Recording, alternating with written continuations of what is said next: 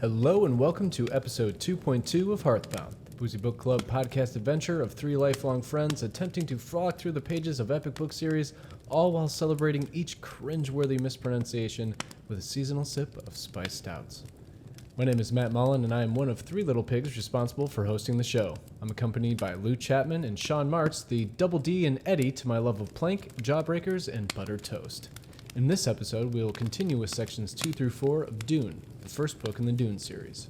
And before we get started, I would like to thank all the listeners and especially our Hearthbound patrons, Leah Vita, Mike Klebow, and Leslie Marusa, for sticking with us through our very long summer hiatus. In that time, there were weddings, relocations, and, life. As the very wise and inspirational Steve from Blue's Clues once said, "We never forgot about you. Ever. And I'm super glad we're still friends." Aw, cheers!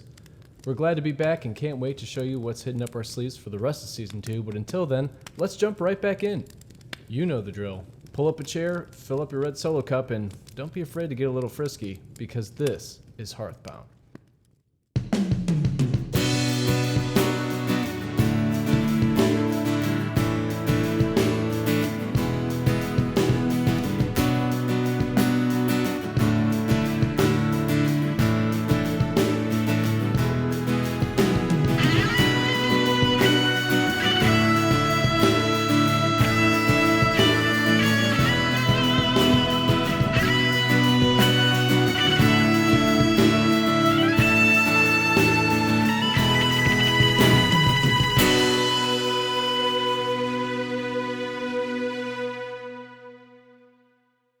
Before my recording stopped, we were talking about the nephew and the other characters that are in the room for Chapter 2. So we have to me, the best term to describe Peter or whatever is an android, where it's like this half human, half like artificial intelligence type thing, robot.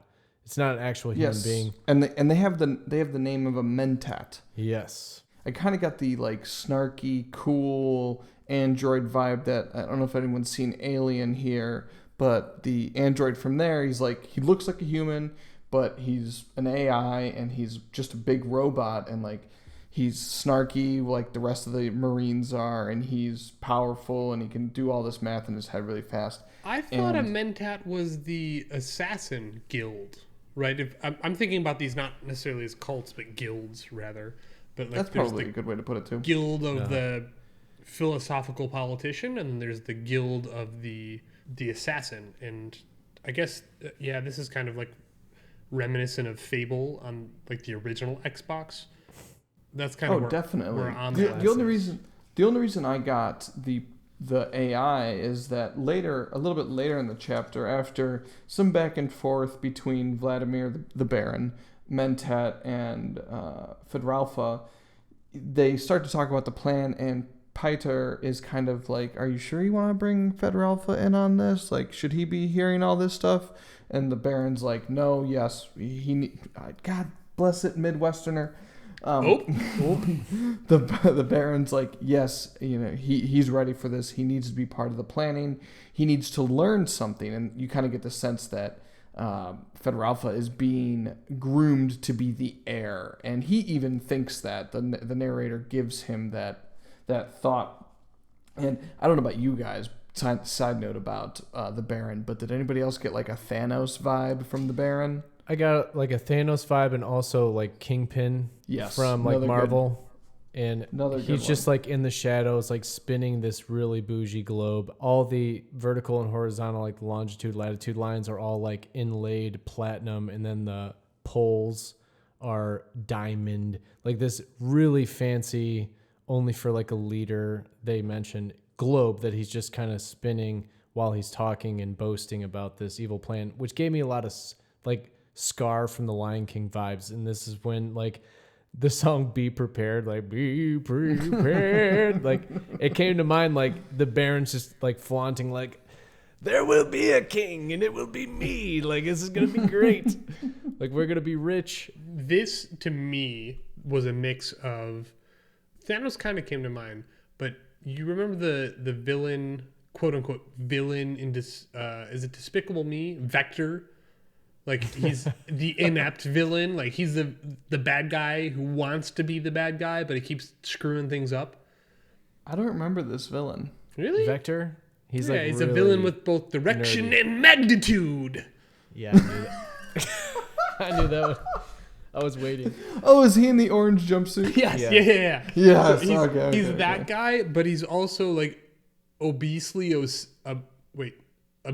obese. Wow, that's Easy rough for to you to say say. after 4 meats. Obscenely obese.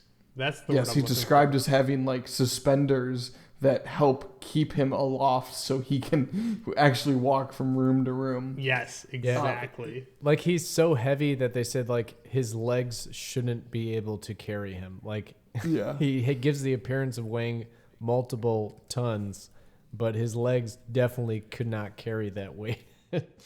I wonder if the book or if the movie's going to portray that as well, or if he'll just be like, super jacked. 200 kilos was they said Kilos. Yeah, 200 kilos, which is standard kilos, which assuming that kilos are the same on Earth as in this future environment. 200 kilos. Because gravity's different on every planet. You never know. 200 kilos is 440 pounds for our American listeners.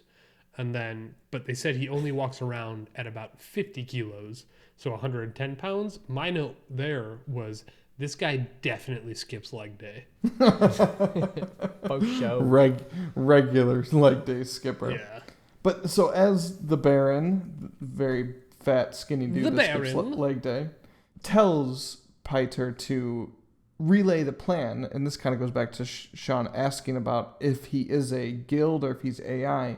He tells him to run the function, and the author talks about how Pater kind of like switches gears, like he puts a mask on, but the mask covers his whole face and becomes almost someone new.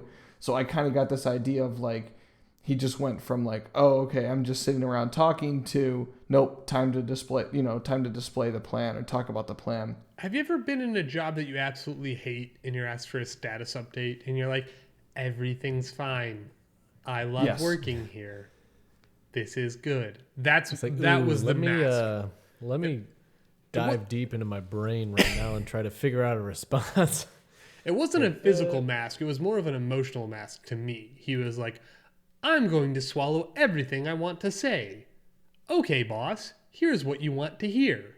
Yeah, I kind of got that C-3PO from Star Wars, like, oh my, like he just kind of switches gears, and they said that his voice is almost like this, higher male, like musical almost voice, like, and it kind of just sounds robotic. They do talk about like this face that he almost like tries to emulate these human emotions, but it just seems like the Baron goes, that's an order, do this function. I told you to run it. He's like, well, sir, like we shouldn't be telling your nephew all of our plans. And he's like, I told you to run the function. And he's like, that almost like glitches out, because he's AI trying to, make a good decision, but he's also been given an order. So it's like that conflicting human/robot interaction in one being, which is kind of an interesting take on, like you were saying, Lou, the first chapter where they're talking about, I'm trying to make sure you're just a human and not, there's no conflicts. Like pain is pain. That's how we decide like who is what. Where this, even though it was the wrong choice to tell the nephew, who is clearly immature, like he's sitting there like bored. He's like almost sighing, like, when is this going to be interesting? Like the android is kind of reading that and like trying to make the judgment, like, I shouldn't tell you this, but I've been told to, so here I go. Exactly. Yeah, that's what I got. I have a question for you guys then. Yeah. Matt, I hope you can edit out that burp if you did catch it. Oh, I'm going to make it louder. Perfect. Okay. So I have a question for you guys. We talk about how Piter is technically an android or a cyborg. But earlier in this chapter, the Baron says, I must do away with that one soon. He's almost outlived his usefulness. And so, is that murder? If you're killing something that replicates being human, but is not human, from the inferences that we're getting are that this person is not actually human. All right, so if you threw Alexa in the trash can, would you feel remorse? I don't think so. I don't know. I mean, I get no. what you're saying. I'm being douchey about it, but it's an interesting question because we don't know. It's that middle ground where like this thing can feel and it has emotions and it interacts and it can care. At least it replicates it, but it's not at its core an actual person. But this is where that the plot thickens in that theme that you're pulling out of what makes something a human versus what is an animal versus what is a machine. Before he says that he needs to kill it, like you learn the personality of this Peter cyborg human mentat assassin thing, acting coy and then acting like fake offended, and like he's replicating all of the emotions that a human would show in a normal conversation. Like he does this whole thing, and then we talk about the Baron decides, okay, like I gotta get rid of this assassin soon. He talks too much for what he is. Basically, and the Baron kind of treats him as this disposable object. And he's like, stop questioning me. You're a virtual home assistant. Tell that, like, you should listen to me when I tell you to, Siri. Darn it. Okay, Google, knock it off. Yeah, exactly. And so there's that aspect here, and this is way before home assistants were a thing. This is, but I guess if you killed a cyborg, does that count as murder because it's not a human? It all depends on what you frame inside murder. But I think we're getting a little bit off topic. Maybe we don't have enough info to answer that question yet. Because if you say, I would argue that he's not a human, even if he does replicate those, because you even have to say that he replicates them. He's not actually feeling them. If he were programmed a different way, he'd feel a different way, right? Well, Sean, so maybe this will make you feel better. Lou, have you seen like season 1 Mandalorian? Yes. Okay, so there is an android. Spoilers. Oh my gosh, season 1, get it together if you haven't watched it. Says the guy who's just now reading Harry Potter. Yeah, but book 7 almost done. That would be rude to ruin it because I'm putting effort in it. Mandalorian has just been like so overblown on Twitter. Like I knew things that were happening before they even happened. But anyway, there is pretty much an assassin droid that is reprogrammed to be a nurse droid, and it cares for Baby Yoda in some respect. And its one programmed thing is to make sure that the child is protected. And to do that, it has to sacrifice itself for the group. And that is as much as I'm going to dive into. But essentially, the robot explodes and it has conversations with them and is like, has a personality. It's AI. It doesn't have human flesh and skin and stuff. Like, it doesn't look like a human, but it makes a human decision to sacrifice itself to save others, which changes the Mandalorian's mind about droids.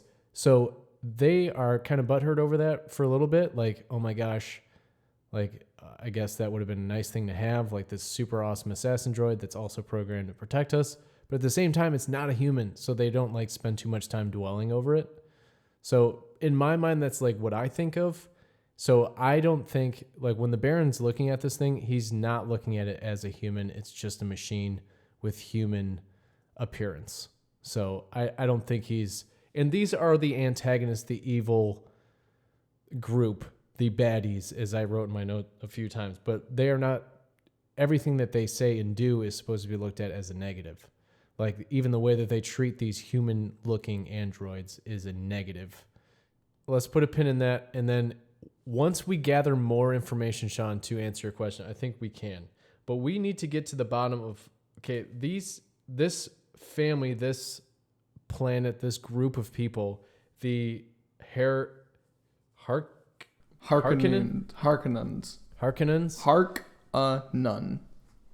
Harkonnen. All right. Harkonnen. So this group, and using the name Vladimir immediately made me think of like Russia.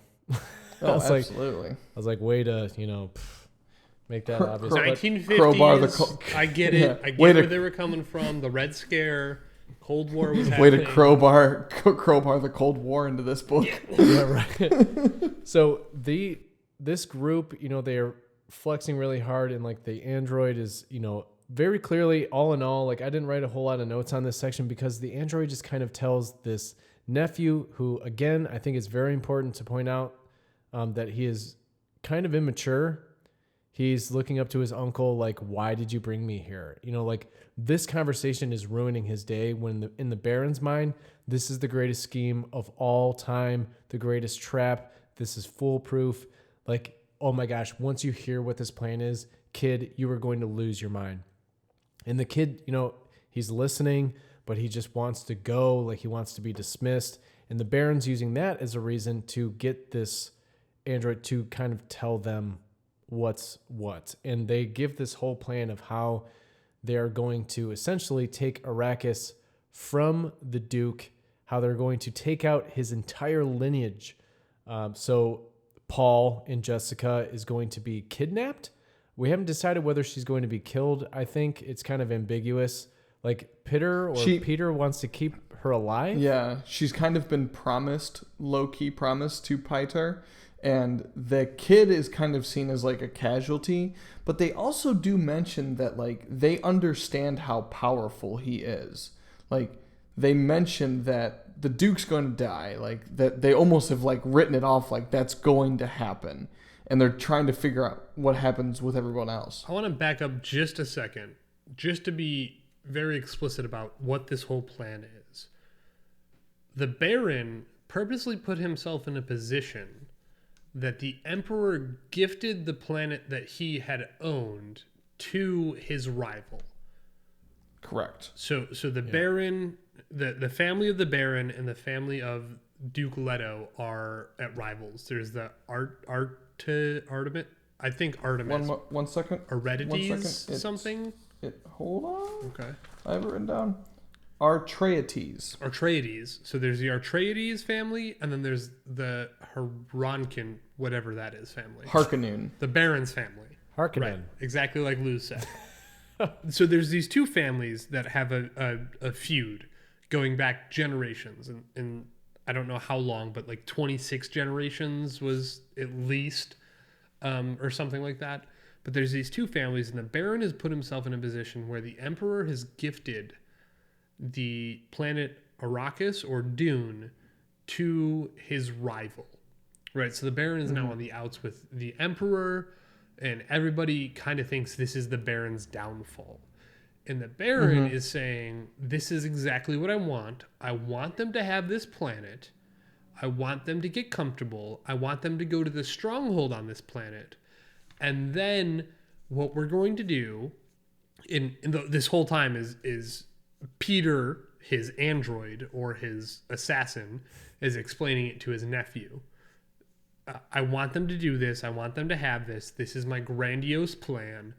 I want them to do all of these things. It's going to fall into my favor that this is how they're going to react. There's going to be a couple little uprisings. They're going to go out and quell them. And then all of a sudden, we're going to come in like we're the Emperor, but they're actually our troops. And what we're going to do is instead of an actual coup, we're going to point the finger at Jessica. And we're going to say it's Jessica's fault that this is all happening.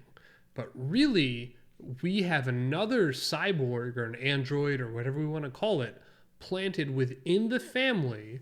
The doctor. A mentat. Yeah, another mentat. And it's Dr. Yua. Did I say that right? Yep. Dr. Yua, who is Paul's teacher, who's mentioned he got Chekhov gunned in the first chapter. He's mentioned in the first chapter. That is Paul's teacher, his mentor, his tutor, whatever you want to call it. But that's the teacher, the mentor, the tutor to the family. He's the actual plant for the bad guy. They're going to pin it on Jessica. All the while, they're staging uprisings and staging troops in Arrakis that the Arietis family is taking over Dune on. And Paul is just kind of this unwitting pawn in the Baron's mind because he Yes. doesn't really. Who is so excited to embark on this adventure, and it's just going to explode in his face, which Yep. is why I got the Lion King vibes, right? Because Simba is like so juiced to be king, and then you have Scar who's like, I'm gonna kill his dad.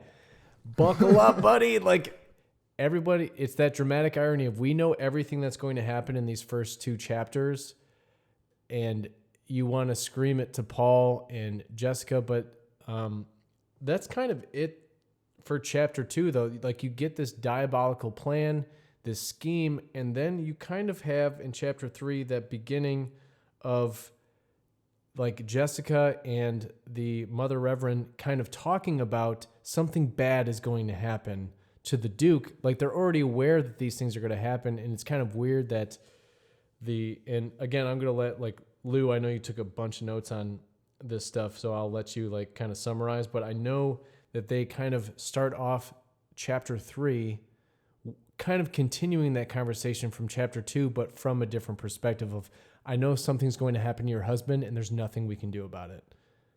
They take it from a different, or Jessica and the Mother Reverend start talking again, and we learn that Paul is in some kind of meditation room going, like resting from the eventful test that he just took. And this is chapter or section number 3, right? Section number 3.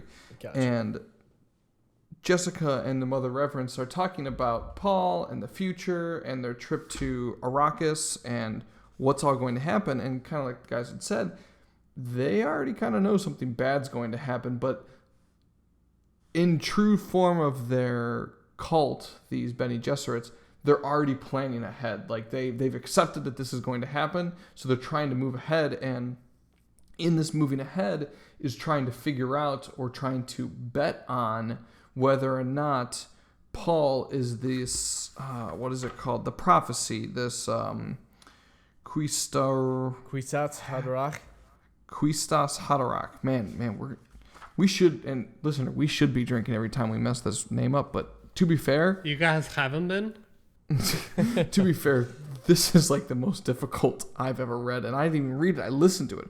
Anyway, so the Queen Mother is still kind of skeptical of whether or not Paul is going to fulfill this prophecy. Reverend Mother, and not Queen Mother.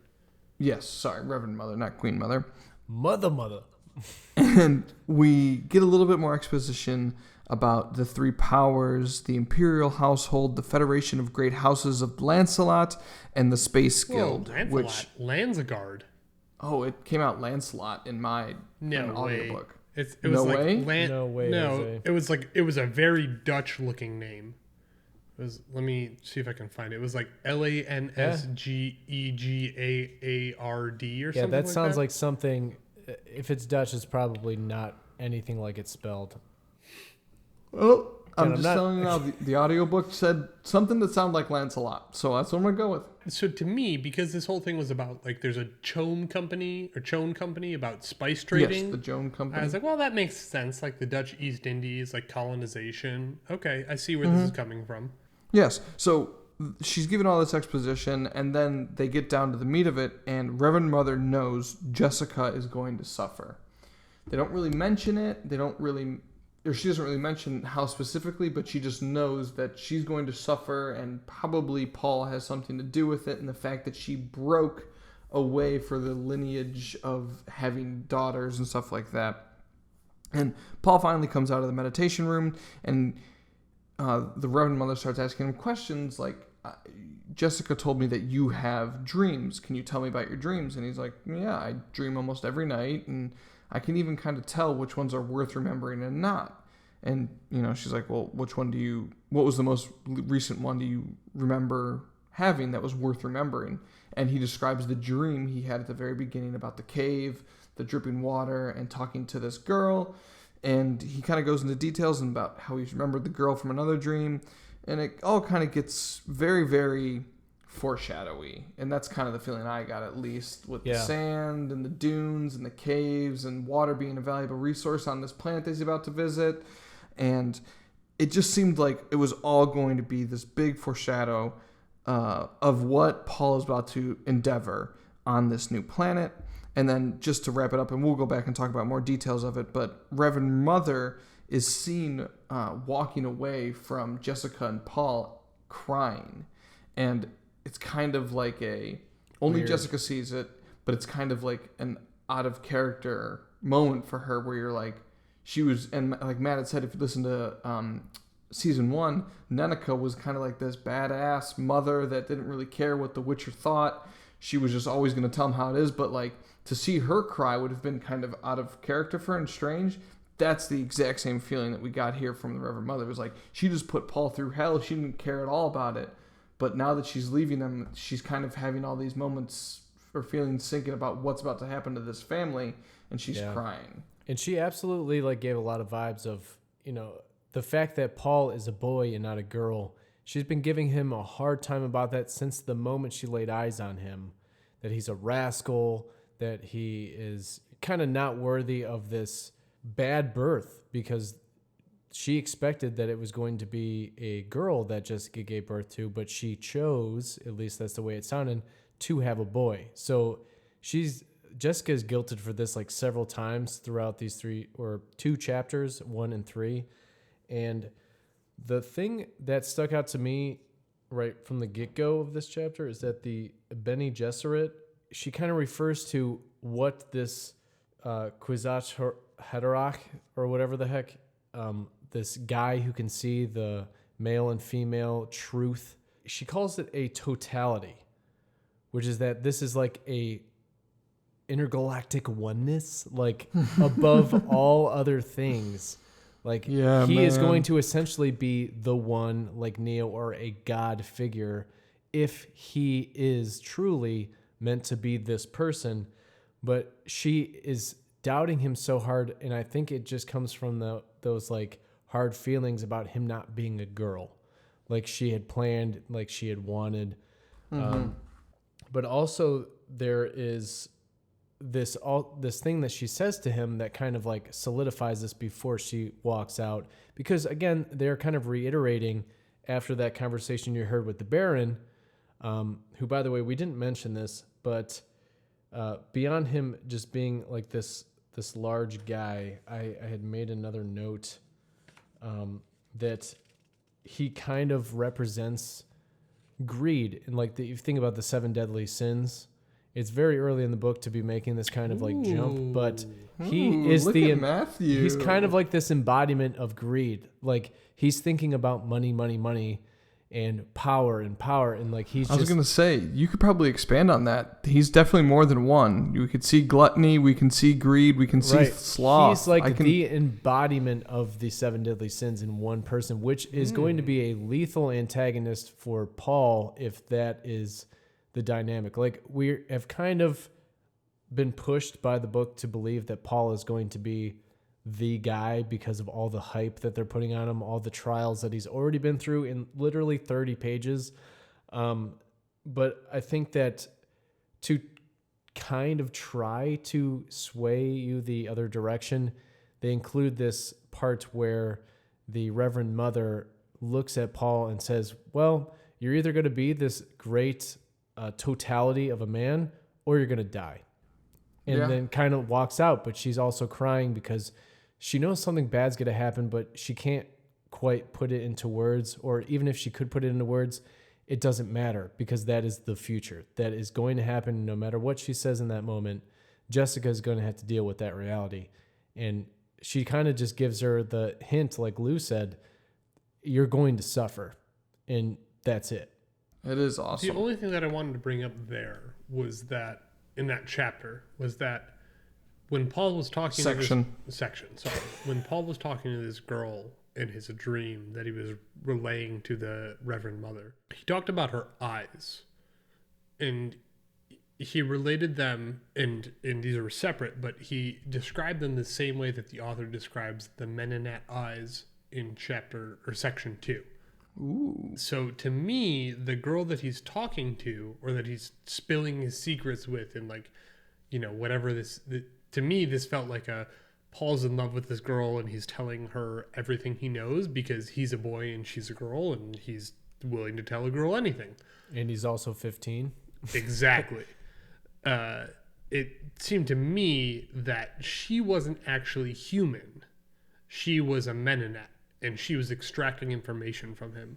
So this sounds like some my Capulet, Montague prediction, Shakespeare stuff going on. Yeah, I never read Future reference. Shakespeare, so Mentat. Mentat. Romeo and Juliet. Montague, Men Capulet.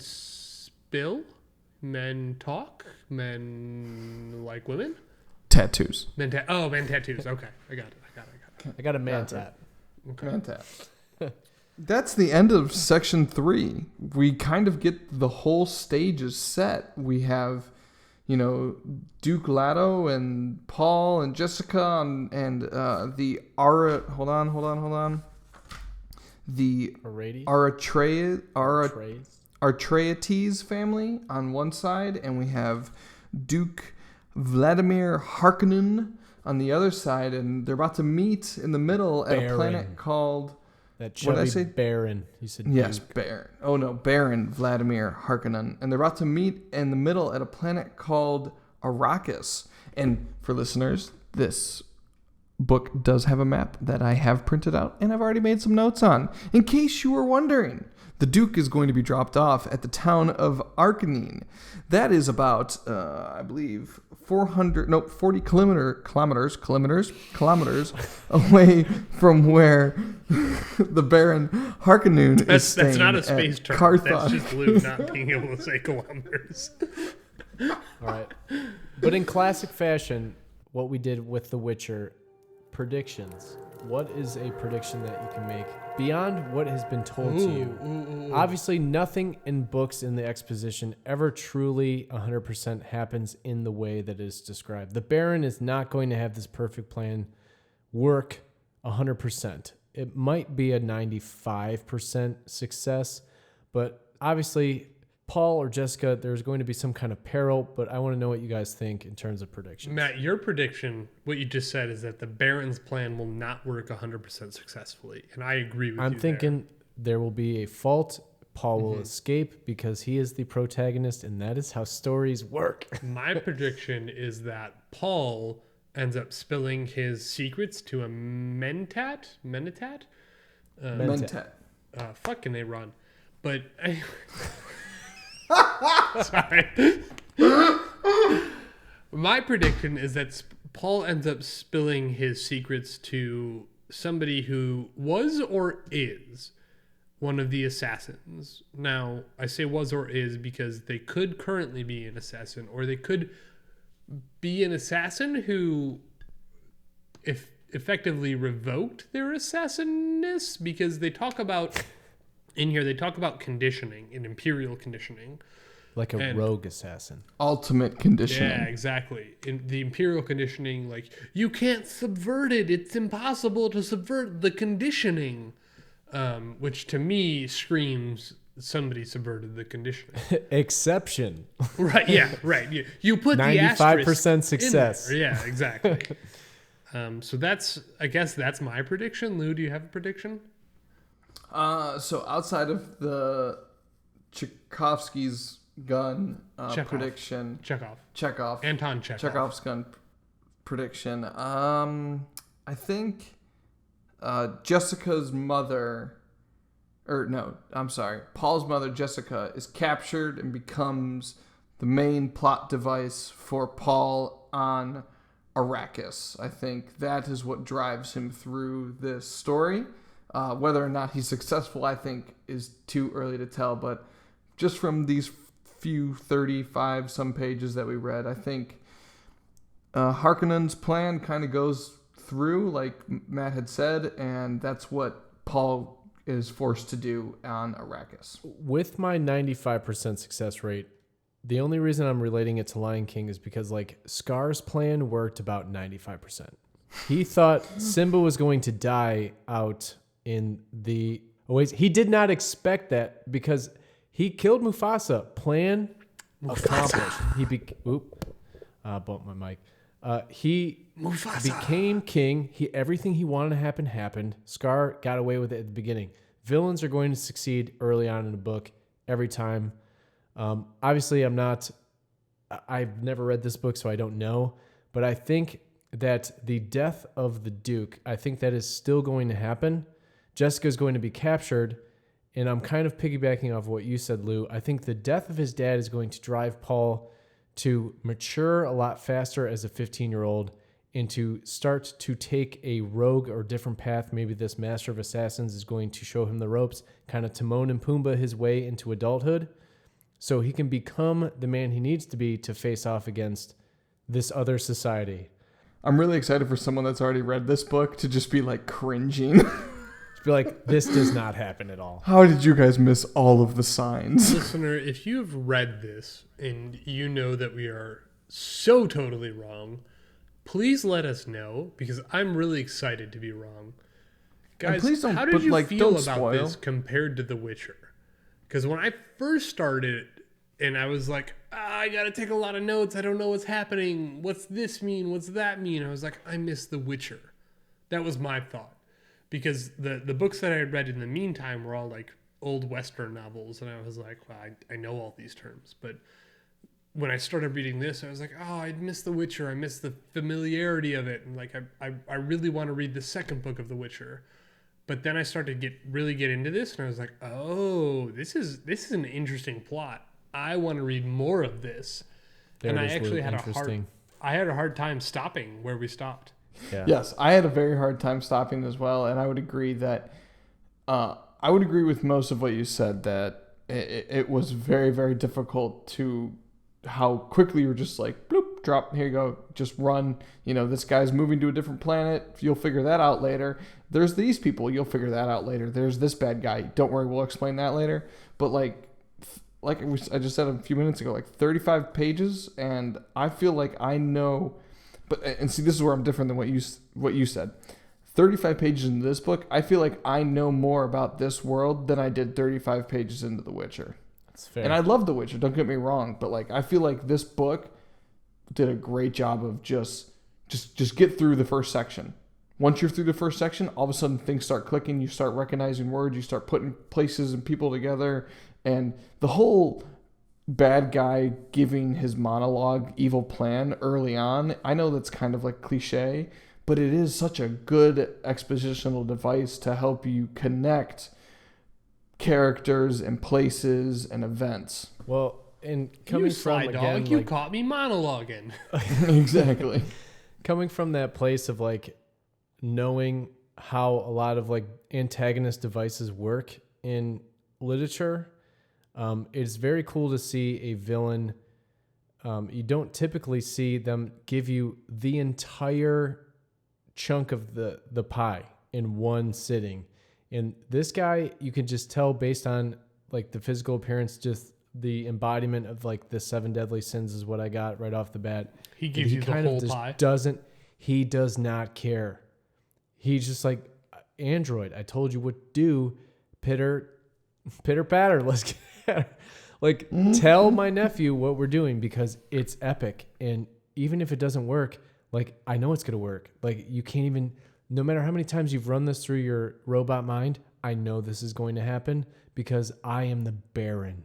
Like he is a solid villain, and we don't even know that much about him other than that he's massive and that he is diabolical. Like the things that he's going to do to these people because of what they've done to him is just like, it's not even truly justified. He just wants them to suffer, which is like as villainous as it comes. So I cannot wait to see like what he actually does to people and how like his plot, when the shit hits the fan, I want to see what the Baron does to take his evil to the next level. So this is just intro to Baron. I want to see where the Baron goes. All right, so I'm going to hang up with you guys now so I can start reading again. Listener, thanks So for hold paying on, before we do attention. that, let's do a quick recap of everything that we've learned. We have Paul on Caldon. He's moving to Arrakis, a desert planet. We have the Reverend Mother, who's part of a cult who believes in politics. We have the assassin cult that is a rival cult to the political cult. Then we have the Paul's Space part Guild? of the family that is Space Force. Space Force. We have Paul's part of a rival family to the Baron. The Baron believes he's all high and mighty. He is monologuing left and right, and he's fairly intelligent. He's got plans and plans. Fairly fat. Very fat. He's got there's cyborgs that are intertwined with humanity, and we're asking, what is human? What's humanity? That theme throws up again. We have biblical themes throughout here because the Savior. Will Paul be the chosen one? Exactly. Yes. All of Will these Iraqis themes be going on. liberated by Paul and his family, or taken down by the enemy threat? Find out in Hugh Lazarus, guy comes back from the dead and just screws shit up left and right. All Thanks right. for listening, guys. We'll see you in the next chapter.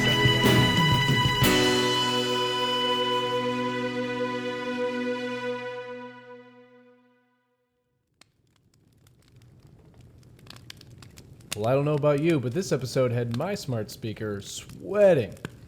Thank you for joining us for this episode of Hearthbound. If you want to weigh in on the conversation or just want to troll, follow us at HearthboundPod on Twitter, Instagram, and Facebook, where you can catch up on all the announcements, send us memes, and talk about all things nerdy.